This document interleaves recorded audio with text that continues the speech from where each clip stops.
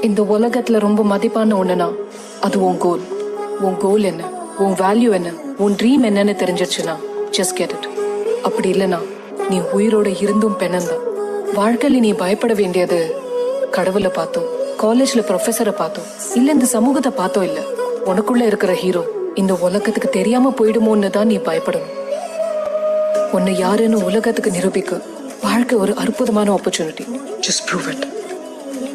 அவே